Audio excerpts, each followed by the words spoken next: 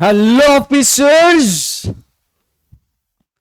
स्वागत है आप सभी लोगों का फिर से एक बार रीजनिंग की एक और धमाकेदार क्लास में। कैसे हैं आप सब लोग? ऑल गुड, सब बढ़िया, सब चंगा। आज के इस सेशन में एक बहुत प्यारे से डिस्कशन को हम लोग छेड़ने वाले हैं। अभी तक इस साल के सारे एग्जामिनेशंस की तैयारी हम लोगों ने बहुत अच्छे तरीके से, बहुत प्यारे तरीके से कर ली है। ठीक, तो प्रीलिम्स की तैयारी अभी हमारी मतलब लगभग सारे एग्जामिनेशंस के लिए हो चुकी है। अब थोड़ा सा मेंस की बारी है, मेंस एग्जामिनेशन पर फोकस करना है। और मेंस एग्जामिनेशन में जो सबसे ज्यादा वेटेज वाला टॉपिक है वो है पजल्स। तो पजल्स के ऊपर थोड़ा सा हाथ साफ कर लेते हैं। आज का सेशन थोड़ा सा वार्म अप होगा, थोड़ा सा मतलब मज़ेदार होगा। और अगर आप लोग पजल सॉल्व करने के लिए एंजॉय करते हो तो आज के सेशन में आपको बड़ा मजा आएगा। ठीक है, तो मेंस के पजल का एक्चुअल पजल आपको दूं और उसका डिस्कशन स्टार्ट कर दूं, उससे पहले एक चीज मैं आप लोगों के साथ शेयर करना चाहता हूं कि मेंस में कितने टाइप के पजल्स आते हैं। अगर मैं ये सवाल आप लोगों से पूछूं तो आपके दिमाग में अलग अलग नंबर्स आएंगे। जो भी नंबर्स आएंगे आप लोग बताना कि आपके दिमाग में क्या नंबर आया कि मेंस एग्जामिनेशन में कितने टाइप के पजल्स आएंगे। आंसर बता दूं मैं? आंसर है मेंस एग्जामिनेशन में केवल 2 टाइप के पजल्स आते हैं। सुन के शायद थोड़ी सी हैरानी होगी, बट ध्यान से सुनना मैं बोल क्या रहा हूं। अगर आप एकदम सटीक एनालिसिस करोगे, जो मैं पिछले 8 साल से सारे के सारे मेंस एग्जामिनेशन का कर चुका हूं, तो वो देखकर मुझे एक चीज समझ में आती है कि मेंस एग्जामिनेशन में सर सिर्फ 2 ही टाइप की पजल्स पूछी जाती है। ठीक है, इसमें से जो पहला टाइप है वो पहला टाइप है इजी टू अंडरस्टैंड। पहले टाइप की कौन सी पजल है जो मेंस एग्जामिनेशन में पूछी जाती है? Easy to understand.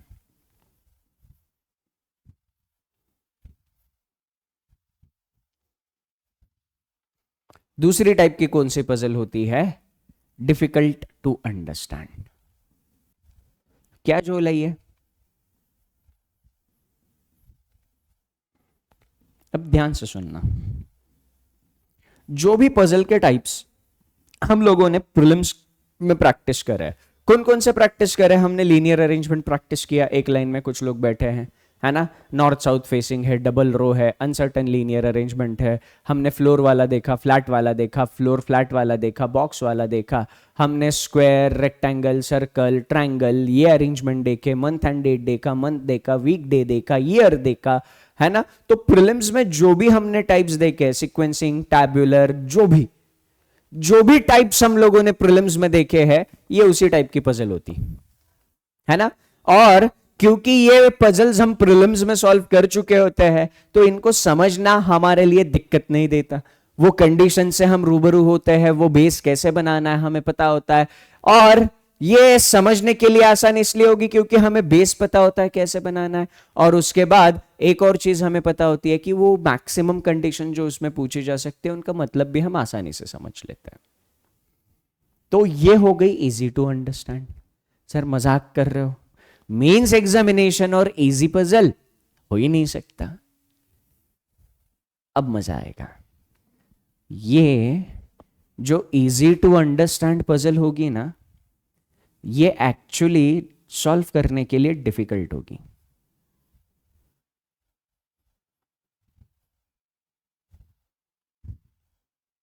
Difficult to solve. क्यों? बताता हूं। और जो पजल समझने के लिए डिफिकल्ट होगी, ये सॉल्व करने के लिए आसान होगी। अब ये क्या नया झोल है?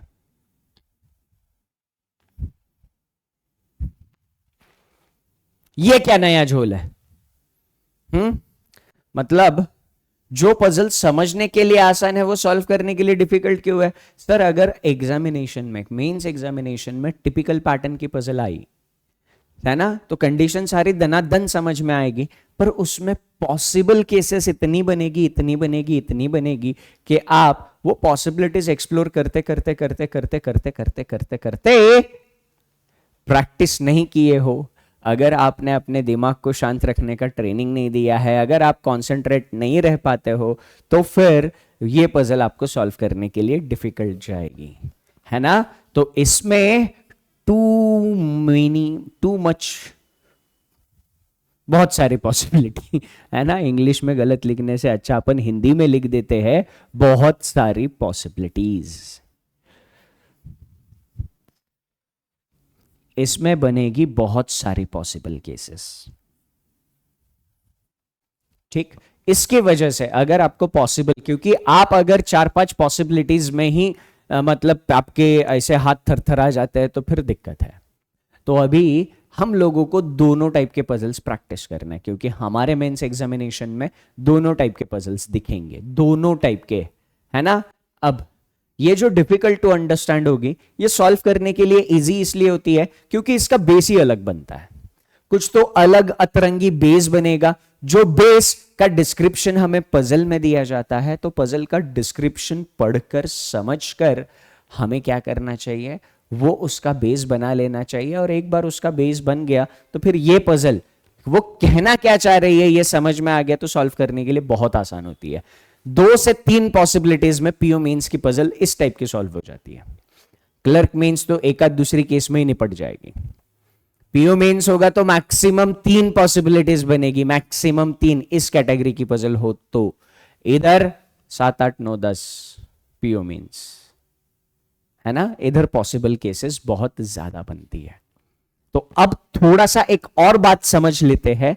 सर अगर मुझे, चलो मैं आज से मेंस को एकदम सीरियसली ले रहा हूं, आप मेरे को बस इतना बता दो कि ये दोनों टाइप के पजल्स अगर मैं मास्टर करना चाहता हूं तो मेरे पास कौन कौन सी क्वालिटीज होनी चाहिए। ध्यान से सुनना, अगर आप मल्टीपल पॉसिबिलिटीज वाले पजल्स मास्टर करना चाहते हो तो सबसे पहले आपका कंसंट्रेशन बहुत खतरनाक होना चाहिए। कंसंट्रेशन बहुत ज्यादा मायने रखेगा। क्या करेगा? कंसंट्रेशन बहुत ज्यादा मायने रखेगा सर। तो कंसंट्रेशन इतना ज्यादा मायने रखता है क्योंकि अगर आप कंसंट्रेट नहीं रह पाए, है ना, अगर आप कंसंट्रेट नहीं रह पाए तो फिर आप पॉसिबिलिटीज सही से चेक ही नहीं कर पाओगे। या तो एक आध पॉसिबिलिटी मिस कर दोगे या फिर कुछ ना कुछ गड़बड़ कर दोगे। तो कंसंट्रेशन आपका बहुत अच्छा होना जरूरी है। दूसरा, मेमोराइजेशन। जो भी कंडीशंस आपने पढ़ी है वो याद होनी जरूरी है।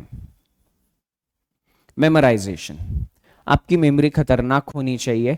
पढ़ी हुई चीजें अगर याद रख पाए तो आप वो पॉसिबिलिटी चेक करने वाला काम जल्द से जल्द कर सकते हो, है ना। तो कंसंट्रेशन अच्छा होना चाहिए, मेमोरी अच्छी होनी चाहिए, और इसी के साथ साथ बहुत सारी आपकी प्रैक्टिस होनी चाहिए, है ना, बहुत सारी प्रैक्टिस। अगर ये आपने कर लिया, इन 3 चीजों पे काम कर लिया, तो मल्टीपल पॉसिबिलिटी वाले आप आसानी से उड़ा दोगे।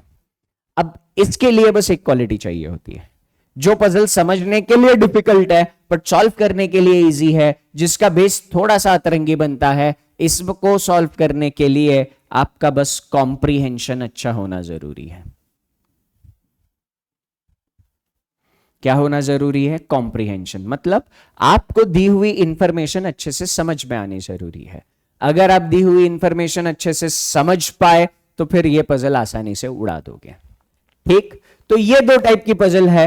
प्रैक्टिस से हम लोगों को क्या करना है, इसका जो एकदम डिफिकल्ट लेवल हुआ भले वो हमसे नहीं बना, कोई दिक्कत नहीं, क्योंकि मेंस एग्जामिनेशन में सारे क्वेश्चन करने नहीं होते, बट इसके मॉडरेट और मॉडरेट प्लस लेवल तो हम सब लोगों से बनने चाहिए। एकदम खतरनाक, एकदम डिफिकल्ट आपको कल जाके रीजनिंग पढ़ानी है क्या? नहीं। तो इसका एकदम डिफिकल्ट लेवल अगर नहीं भी बना, not an issue, but moderate plus level, means के हिसाब से मैं बात कर रहा हूं, प्रीलिम्स के हिसाब से नहीं। पजल सॉल्व करते वक्त मैं आपको लेवल भी बताते चलूंगा, ठीक। तो यहां पर ये जो पजल है ये मॉडरेट प्लस लेवल, है ना, वहां तक हमने मास्टरी हासिल कर ली। मास्टरी का मतलब ये होता है श्योर शॉट सॉल्व करना। मॉडरेट प्लस लेवल की पजल हमारे सामने आई, फोड़ दी, श्योर शॉट गारंटी के साथ फोड़ देंगे, ये कॉन्फिडेंस हमें इसमें गेन करना है। और हो सके इसमें 100%। दिस इज माई फेवरेट, ये मेरा फेवरेट टॉपिक है, क्योंकि कॉम्प्रिहेंशन लिखी हुई चीजें मैं ठीक ठाक समझ लेता हूं, है ना, अच्छे से समझ में आती है। तो 2-3 केसेस में पजल जब सॉल्व होती है तो कलेजे को ठंडक मिलती है, बस कॉम्प्रिहेंशन रोल प्ले करता है। तो प्रैक्टिस से आप लोगों को समझ में आ जाएगा। और अगर आप में से कोई बेसिक से पजल नहीं पढ़ा है और सारी चीज़ें एकदम बेसिक से एडवांस लेवल तक पढ़ना चाहता है, तो अनंत रीजनिंग बेस्ट बैच सिर्फ और सिर्फ पजल के लिए 81 क्लासेस रखी है, वो भी प्रीलिम्स। मेंस की 30 से ज़्यादा क्लासेस इसमें आपको मिलने वाली है। मेंस अभी मिला नहीं है, प्रीलिम्स लेवल के पजल अभी ख़त्म होने को है। ठीक है, चलो, तो एक पजल मैं आपको दे रहा हूँ। ठीक है, 21 बॉक्सेस एक पिरामिड के रूप में रखे गए हैं, तो देख लीजिए। जो लोग हिंदी में सॉल्व करना चाहते हो वीडियो को यहीं पे पॉज कर लो, ओके। और जो लोग इंग्लिश में सॉल्व करना चाहते हैं, ये रही पजल, सॉल्व करना। 7 मिनट का टाइम मैं आपको दे रहा हूं इसको सॉल्व करने के लिए, 7 मिनट्स। 7 मिनट्स थोड़े से ज्यादा है, बट कोई नहीं, आज हमारा पहला सेशन है इसीलिए 7 मिनट का टाइम दे रहा हूं।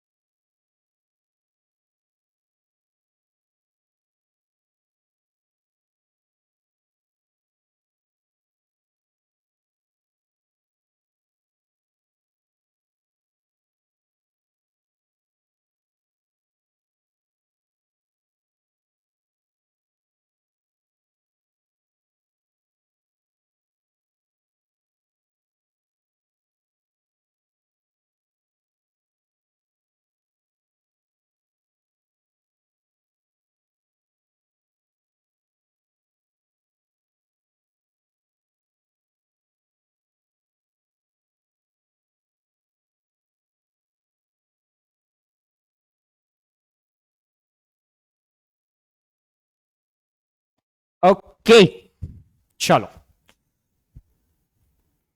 तो मुझे उम्मीद है कि मैक्सिमम लोगों ने इस पजल को सॉल्व कर लिया होगा। ठीक,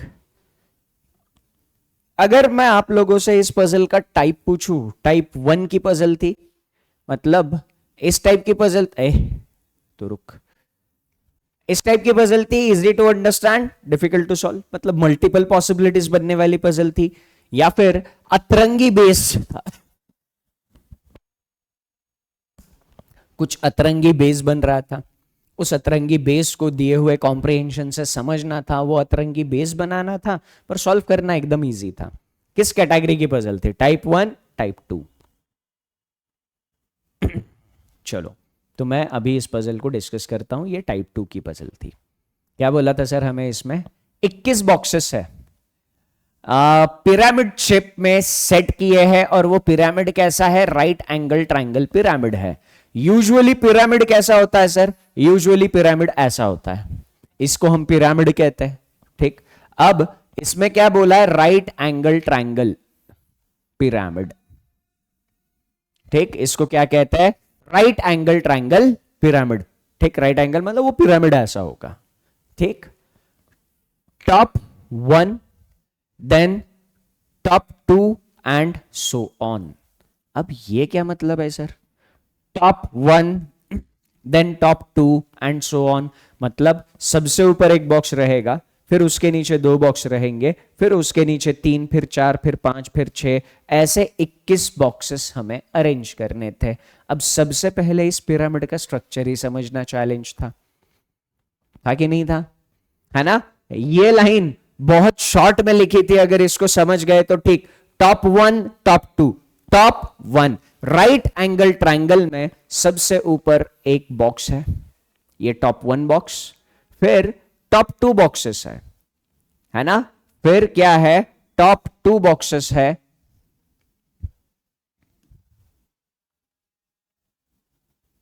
फिर हमारे पास क्या है? Top 3 boxes. ओके,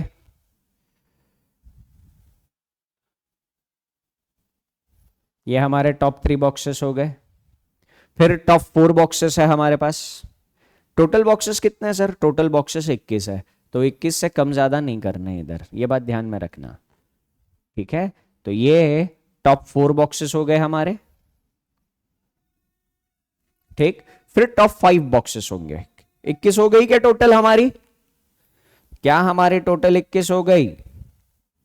ये अतरंगी बेस वाली पजल, मजा आ गया पजल सॉल्व करके? हाँ मजा आ गया। 5 और 4 9, 9 और 3 12, 12 और 2 14 और 1 15, 15 बॉक्सेस हो गए हैं।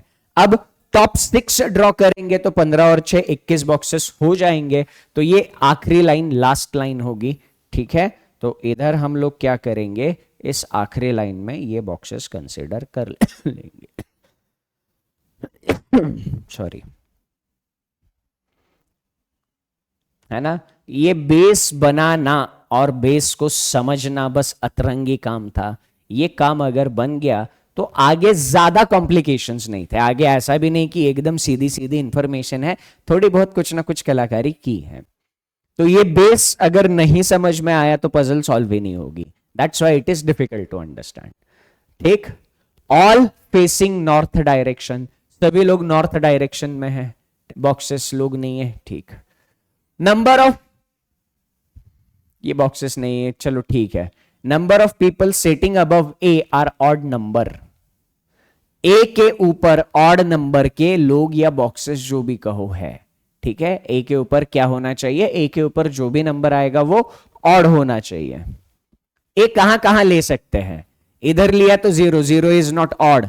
ए इधर ले सकता हूं, इधर ले सकता हूं, ए इधर ले सकता हूं। ए इधर लिया तो ऊपर 0 नहीं चलेगा, ए इधर ले सकता हूं, इधर ले सकता हूं। इधर लिया तो 0 नहीं चलेगा, ए इधर ले सकता हूं, इधर ले सकता हूं। इधर लिया तो 0 नहीं चलेगा, ए इधर ले सकता हूं, ए इधर ले सकता हूं। तो ए के ऊपर ऑड नंबर ऑफ बॉक्सेस होने चाहिए। ए की इतनी सारी पॉसिबिलिटीज बन रही थी, है ना? ये हमें करना नहीं था, ये बस हमें सोचना था। ये सोच सोच में दिमाग में अगर क्लियर हो जाए परफेक्ट। तो ए के ऊपर ऑड। ठीक, आगे there are two level between A and G. अब लेवल की बात अगर करी है, लेवल वर्टिकल होंगे, लेवल वर्टिकल होंगे। तो ए और जी के बीच में दो लेवल है, इसका मतलब वर्टिकली ए और जी के बीच में दो बॉक्सेस आने चाहिए थे। कौन सा ऊपर कौन सा नीचे ये बाद में देख लेंगे, बट वर्टिकली ए और जी के बीच में दो बॉक्सेस आने चाहिए थे। ठीक, अब जरा थोड़ा सा सोचना, ए की जितनी भी पॉसिबिलिटीज हमने बनाई थी, वर्टिकली ए और जी के बीच में अगर दो बॉक्सेस चाहिए, ए कहां कहां पर ले सकते थे? अगर ए इधर लेते तो वर्टिकली ए और जी के बीच में दो लेवल आ सकते थे, नहीं आ सकते थे? अभी सोच नहीं सकते सर? क्यों नहीं सोच सकते? अभी इस बात का थोड़ा सा कंफर्मेशन हमें लेना पड़ेगा कि ये सीन है कैसा। फिलहाल इसको ए को मैं ऐसे ही रखता हूं, ए और जी के बीच में वर्टिकली दो लेवल, मैंने पॉइंट बस नोट डाउन कर लिया। डब्ल्यू अकेला बैठ रहा है। अब अकेला इंसान कहां पर दिख रहा है? इस पिरामिड में। अकेला इंसान इस पिरामिड में कहां पर दिख रहा है? जो सबसे ऊपर है वो अकेला है, जो सबसे ऊपर होगा वो अकेला होगा। डब्ल्यू फाइनल हो गया। A is sitting with only H and even number of people in that level. A की लेवल में केवल एच होना चाहिए था। क्या ए छटाक से फाइनल हो गया? ए की लेवल, लेवल मतलब ये लेवल है ना? ये लेवल है, ये लेवल है, ये लेवल है, ये लेवल है, ये लेवल है।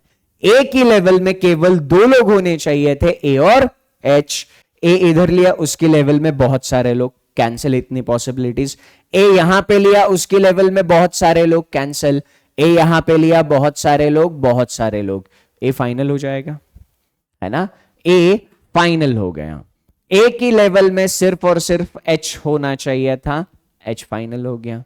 अब ए और जी की लेवल में दो का गैप था, तो ए के ऊपर दो छोड़कर जी नहीं जाएगा, जी नीचे आ सकता है।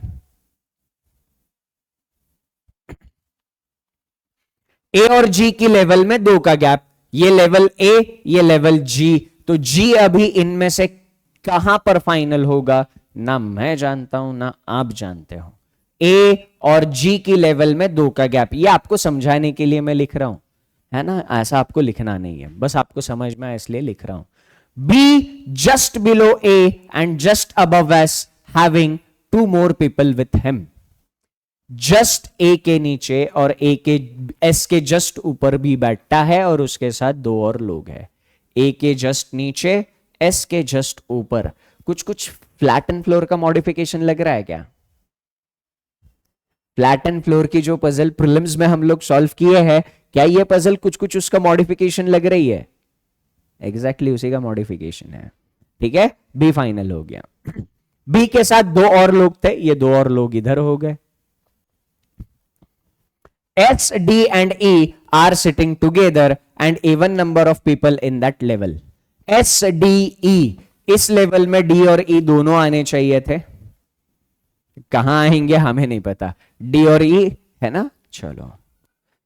P just above O, O who is sitting just above M. P के बारे में बोला है O के जस्ट ऊपर है, और O के बारे में बोला है M के जस्ट ऊपर है। ठीक, तो P O M, okay. Y is sitting just above P. Y is sitting just above P. तो कितने बॉक्सेस हो गए सर? 4 बॉक्सेस हो गए, तो ये फाइनल हो जाएगा।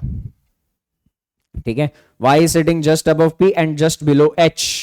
Y H के जस्ट बिलो है, Y फाइनल। Y के जस्ट नीचे P फाइनल, P के जस्ट नीचे O फाइनल, G इधर नहीं आएगा, क्लियर हो गया। O के जस्ट नीचे M फाइनल।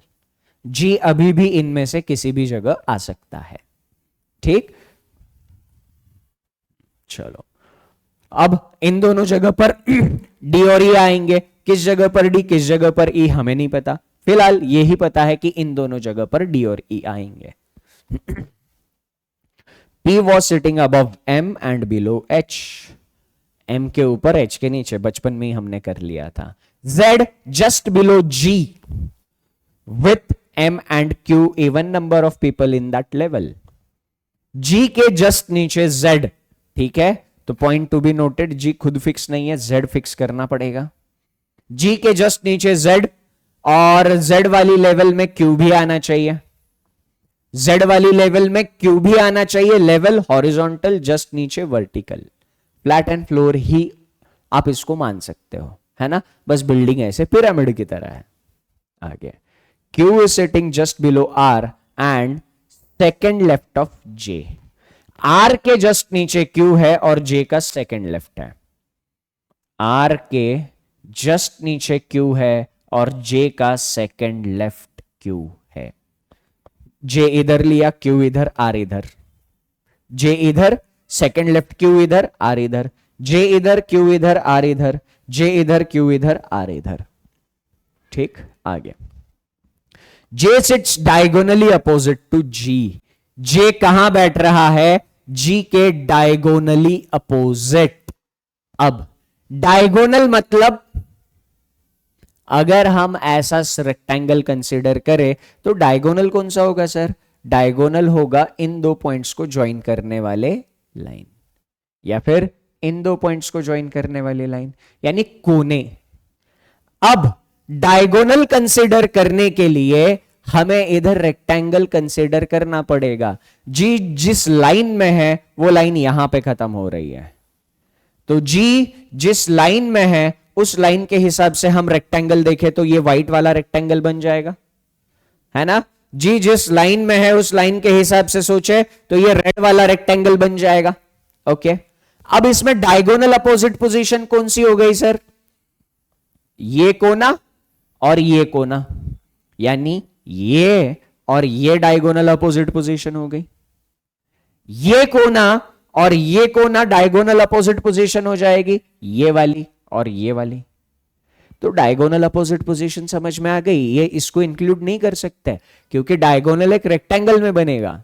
तो रेक्टेंगल इधर अगर हमने कंसीडर कर लिया तो ये रेक्टेंगल कुछ इस तरीके से दिखना चाहिए. बेसिक ज्योमेट्री समझने के लिए डिफिकल्ट है, बट एक बार समझ में आ गई तो पॉसिबिलिटी ज्यादा बनानी नहीं पड़ रही. यही खूबसूरती है और मेरा फेवरेट टाइप एग्जामिनेशन में यही होता है. ऐसे ही पजल्स पे मैं मेंस एग्जामिनेशन में टूट पड़ता हूं, मुझे पसंद है. ठीक, चलो ओके. अब तो डायगोनल अपोजिट मतलब हमें जी की पोजीशन फिक्स हो गई सर. जी की पोजीशन क्या फिक्स हो गई? जी या तो इधर होगा नहीं तो इधर होगा. ये दो पॉसिबिलिटीज कैंसिल. अब हमारे पास इंफॉर्मेशन क्या है? जी के डायगोनल अपोजिट. अगर मैं जी यहां पे मान लू तो उसके डायगोनल अपोजिट जे इधर आएगा. जी इधर लिया, डायगोनल अपोजिट जे. जे का सेकंड लेफ्ट क्यू होना चाहिए था, जे इधर लिया, सेकंड लेफ्ट क्यू नहीं जाएगा. जी की ये वाली पॉसिबिलिटी कैंसिल.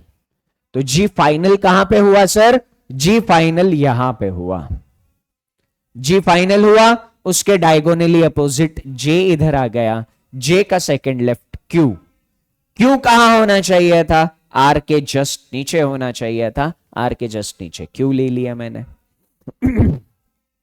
जी के जस्ट नीचे जेड आना चाहिए था. जी के जस्ट नीचे जेड ले लिया, है ना. बहुत गिने चुने बॉक्सेस बचे हैं. आगे C is sitting just above D. D किधर है?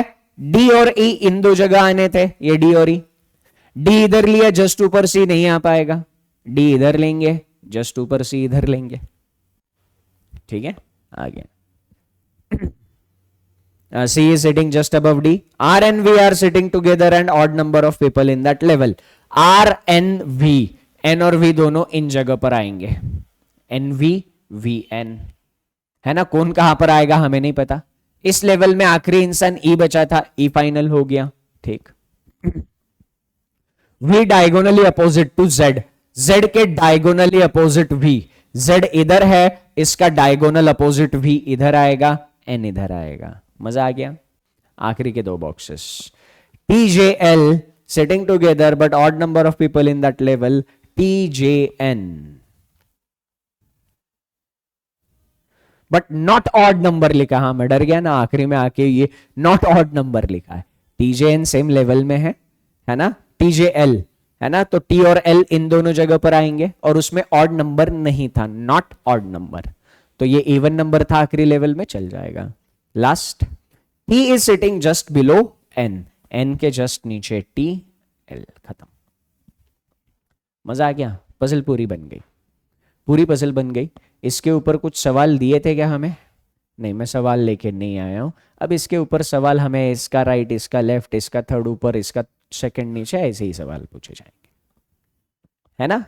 तो देखो, पजल सॉल्व करना was not the challenge, challenge was language को समझना, पजल की भावना को समझना।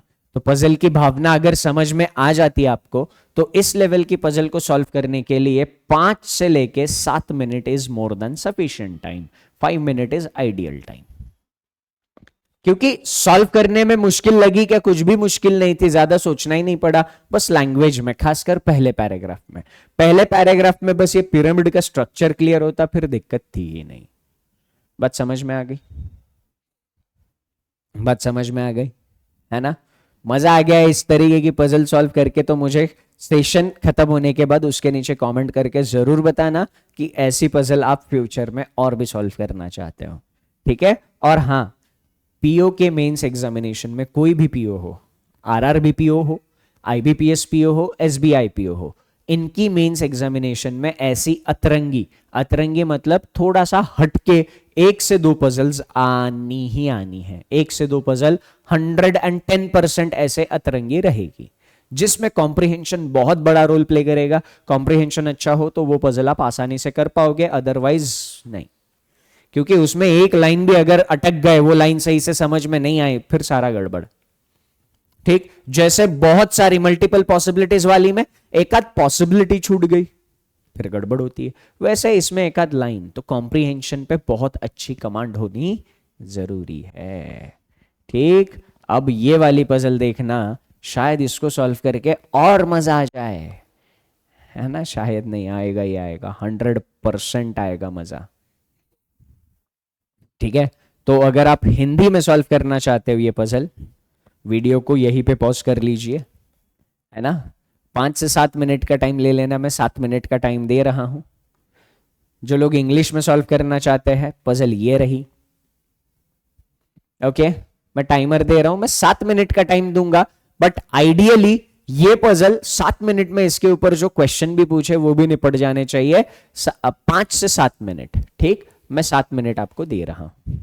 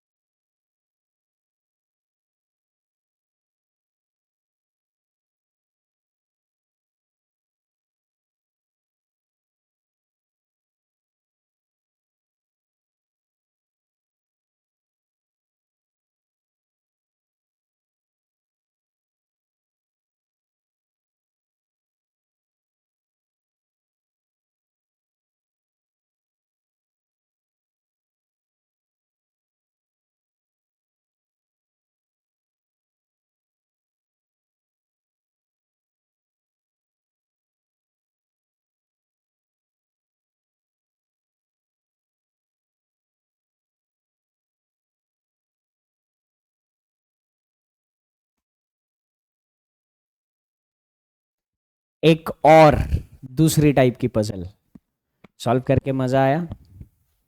Difficult to understand yet easy to solve. Puzzle में क्या इंफॉर्मेशन दी है, वो इंफॉर्मेशन अगर सही से समझ में आ गई और बस उस इंफॉर्मेशन के हिसाब से हमने दी हुई चीजों को टैकल कर लिया तो फिर वो पजल हम फोड़ देते हैं। ठीक है, चलिए इसमें हम लोगों को क्या बोला है, हम लोगों को बोला एक 4x4 मैट्रिक्स है, वो एक स्ट्रिंग प्रोड्यूस करता है। किस लिए प्रोड्यूस करता है? कैटेगराइज करने के लिए लोगों को जो एक बिल्डिंग में रहते हैं, और वो कैटेगराइजेशन किस हिसाब से है? उनकी वेट के हिसाब से, है ना। तो एक बिल्डिंग में जो अलग अलग लोग रहते हैं, उन लोगों को उनकी वजन के हिसाब से कैटेगराइज करने के लिए एक 4x4 का मैट्रिक्स एक स्ट्रिंग प्रोड्यूस कर रहा है। मैट्रिक्स क्या होता है, स्ट्रिंग क्या होता है, कुछ भी नहीं पता है ना, मुझे पता है ना आपको पता है। पता है तो बहुत अच्छी चीज है ना। तो इधर एक 4x4, 4x4, ठीक। तो 4x4 का मैट्रिक्स हम लोगों को अभी क्या करना है? ड्रॉ करना है। ठीक है, तो मैं 4x4 का मैट्रिक्स ड्रॉ करता हूं। मैट्रिक्स के लिए मेरे पास रेडीमेड ऑप्शन है नहीं, ठीक, कोई दिक्कत नहीं है। मैं क्या कर लेता हूं, ठीक है ऐ,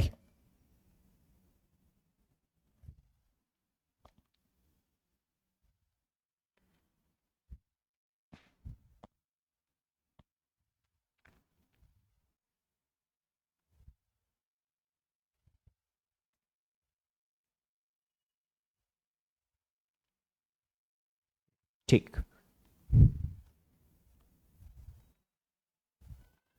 2 3 4 और 1 2 3 4 5, 5 हो गए हैं। ठीक है,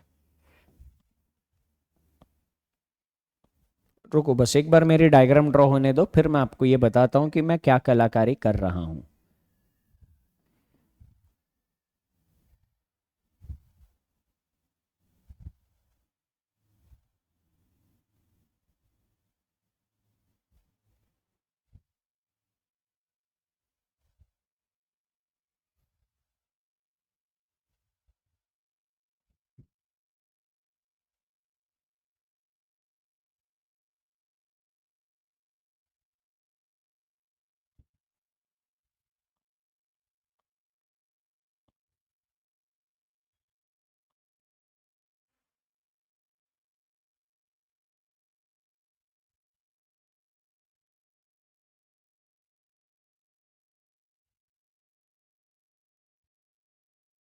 अब इधर जो आपको दिख रहा है ना, ये 4x4 का मैट्रिक्स तो नहीं है, ये 5x5 का मैट्रिक्स है। ये रहा 4x4 का मैट्रिक्स, है ना। इस व्हाइट कलर के अंदर आपको जो दिख रहा है ये 4x4 मैट्रिक्स है।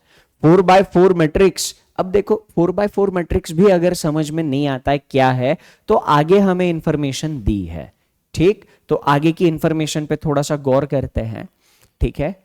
Different according their weights, the rows of the matrix are $#@ampersand। Rows है उसमें, कितनी रोज है? 1 2 3 4। तो उसमें 1 2 3 4 रोज होनी चाहिए थी। डॉलर होना चाहिए था, हैश होना चाहिए था, @ होना चाहिए था और एम्परसेंट होना चाहिए था। ये 4 रोज उसमें होनी चाहिए थी, है ना। एंड कॉलम्स है उसमें IJKL, I column, J column, K column, L column.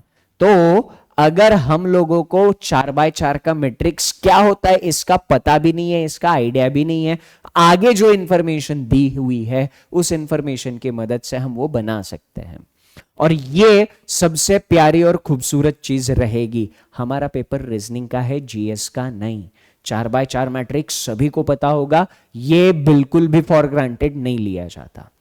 तो जब भी ऐसे हट के पजल आती है, अतरंगी बेस की पजल आती है, उस बेस का प्रॉपर पूरा डिस्क्रिप्शन आपको दिया जाता है। जैसे इसमें दिया है 4 रोज है, 4 कॉलम्स है ना। 4 रोज 4 कॉलम्स। अब इतना प्यारा डिस्क्रिप्शन मिलने के बाद मुझे नहीं लगता यार कोई परेशानी होनी चाहिए, है ना। तो यहां पर कोई परेशानी होनी नहीं चाहिए, ठीक। तो चलो यहां पर हम क्या कर लेते हैं, यहां पर हम ये सारी चीजें मैट्रिक्स में उतार देते हैं। $#@ampersand,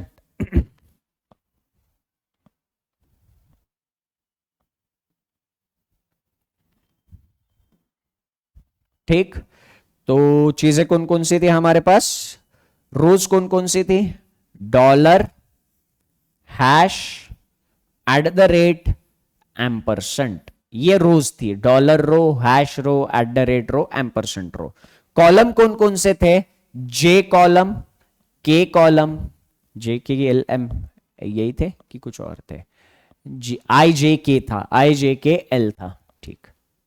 कॉलम कौन से थे, आई जे के, आई कॉलम, जे कॉलम, के कॉलम, एल कॉलम, ठीक, आई जे के एल।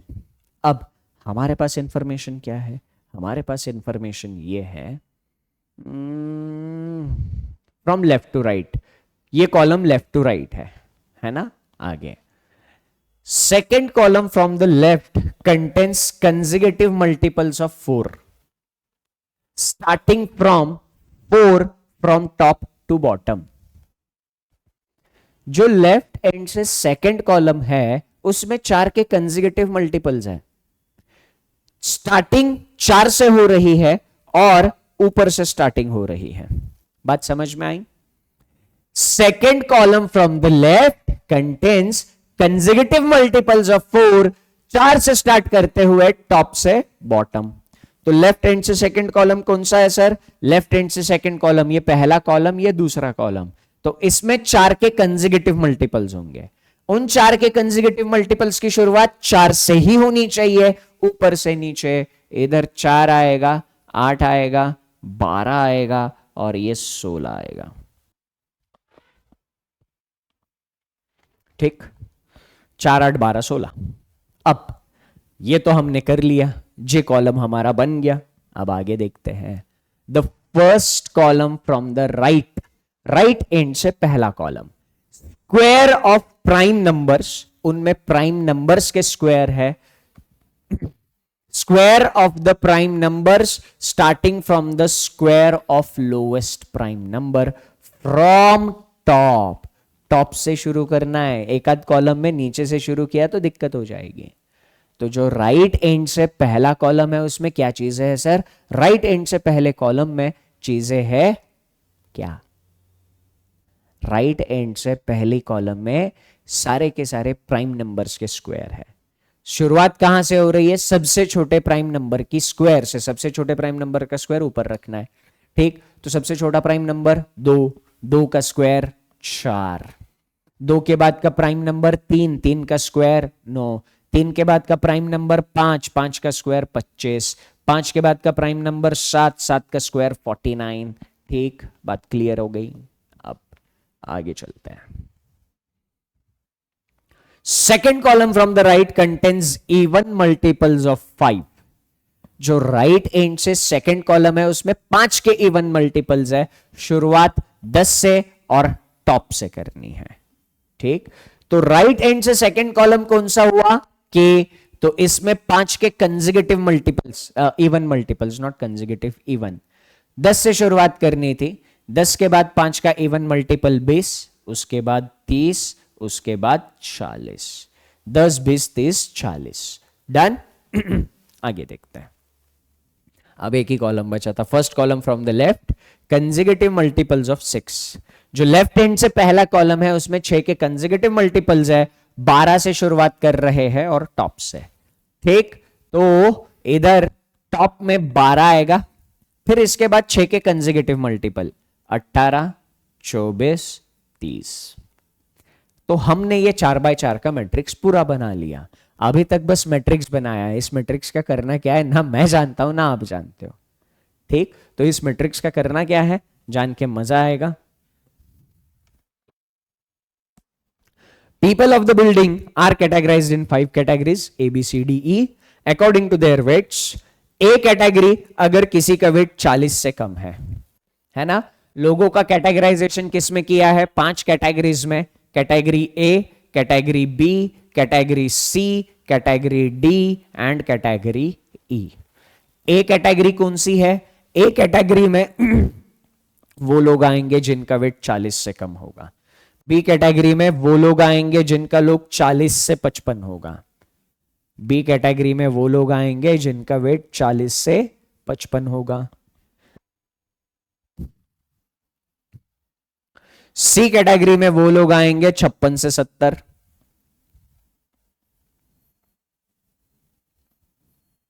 डी में कौन से लोग हैं? 71 से 80 एंड मोर देन 80। 71 से 80 वेट वाले डी कैटेगरी में आएंगे और जिनका वेट 80 से ज्यादा है वो ई कैटेगरी में आएंगे। ठीक, इतना दिया है हमें। फिर उसके बाद एक नोट दी है और फिर सिर्फ और सिर्फ क्या किए हैं? क्वेश्चंस दिए हैं। ठीक, so the values are obtained by adding the numbers represented by the symbols. Final जो वैल्यू होगी वो वैल्यू सारे के सारे नंबर्स को ऐड करके मिलेगी। कौन से नंबर्स? जो नंबर्स सिंबल्स ने रिप्रेजेंट किया है। हमें क्या करना है? कौन सी कैटेगरी में वो पर्सन लाई करेगा जिसका wait @J, $J, #L, $I, @J, $J। ठीक, @J, $J।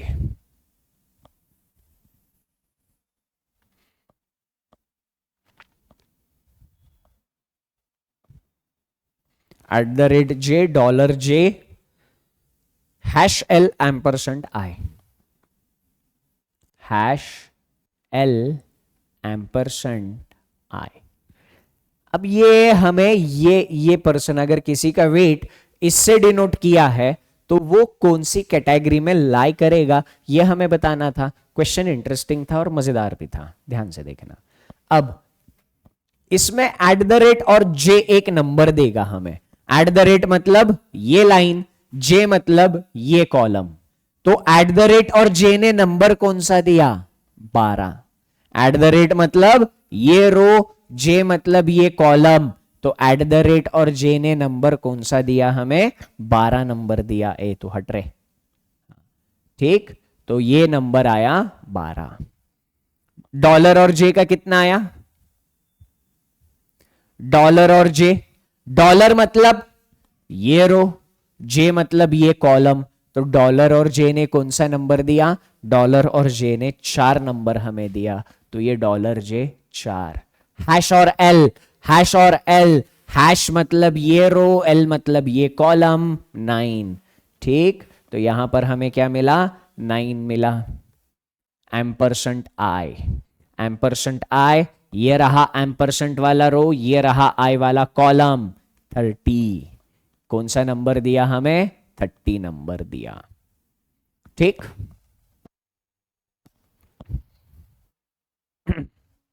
ओके। अब हमें एक नोट क्या पढ़ी थी हमने? The values are obtained by adding the numbers represented by the symbols. जो फाइनल वैल्यू होगी वो कैसे मिलेगी? इन सबको ऐड करके फाइनल वैल्यू मिलेगी। ठीक, इन सबको ऐड करके हमें फाइनल वैल्यू मिलनी थी। कर लो ऐड। 12 और 4 16, 16 और 9 25, 25 और 30 55। तो ये टोटल कितनी मिली सर हमें? 55 टोटल मिली। 55 टोटल कौन सी कैटेगरी में है? 55 टोटल कैटेगरी बी में जाएगी। तो कैटेगरी बी 55। फर्स्ट क्वेश्चन का आंसर हमें बी कैटेगरी मिल गया। सेकंड क्वेश्चन, क्या ये पजल और कोडिंग डिकोडिंग का कॉम्बिनेशन नहीं है? है ना, पजल और कोडिंग डिकोडिंग का कॉम्बिनेशन है। मोर ऑफ ये कोडिंग डिकोडिंग ही है ना। @J, $J। अब सेकंड क्वेश्चन में हमें क्या करना है? @J, $J, @J, $J, #L, %I। वही क्वेश्चन था। ठीक है, ये पहले क्वेश्चन का आंसर तो हमने भी निकाल लिया था। #J, %L, #J, %L। ठीक, $K। डॉलर के। सेम वही चीज है। हैश जे क्या रिप्रेजेंट करेगा? हैश मतलब ये रो, जे मतलब ये कॉलम। 8 क्या रिप्रेजेंट किया हैश जे ने? हैश जे ने रिप्रेजेंट किया 8। एम्परसेंट एल, एम्परसेंट मतलब ये लाइन ये कॉलम 49। एम्परसेंट एल ने रिप्रेजेंट किया 49। डॉलर के ने क्या रिप्रेजेंट किया? डॉलर के ने रिप्रेजेंट किया डॉलर के 10।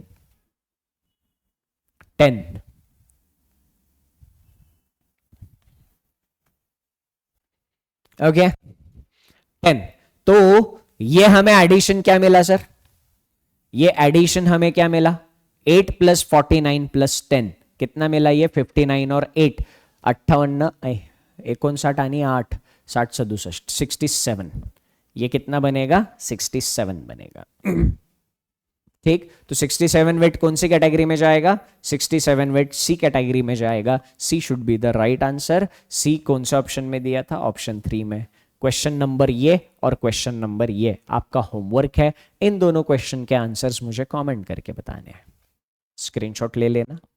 और आज के इस सेशन के नीचे कितने कमेंट्स आते हैं उसके बेसिस पे मैं डिसाइड करूंगा कि आगे क्या और किस तरीके से मेंस ही चलाना है या प्रीलिम्स चलाना है। अगर आप सिंसियरली मेंस की तैयारी कर रहे हो तो जो भी होमवर्क दे रहा हूं वो कमेंट करके बताना, जस्ट टू चेक, मेरे लिए चेक रहेगा कि कितने लोग सिंसियरली मेंस की पढ़ाई कर रहे हैं। है ना? बात समझ में आ गई? तो आज के इस सेशन में यहीं पर मैं आप लोगों से इजाजत लूंगा। तो ये थोड़े से अतरंगी क्वेश्चंस हम लोगों ने डिस्कस किए। एक बार फिर से समराइज करने के लिए मैं बता दूं, मेंस एग्जामिनेशन में जो भी पजल आएंगे दो चीजें होगी, मल्टीपल पॉसिबिलिटीज, नहीं तो कॉम्प्रिहेंशन वाले पजल। कॉम्प्रिहेंशन वाले पजल मतलब कुछ थोड़ी सी अतरंगी आउट ऑफ द बॉक्स चीज है जिनको हमें समझना होगा और वो क्वेश्चन सॉल्व करने होंगे। That's it. तो ये दो क्वेश्चन का आंसर मुझे कमेंट सेक्शन में जरूर बताना। That's it from my side in this session. Thank you, take care and सबसे important, enjoy your time. Bye bye.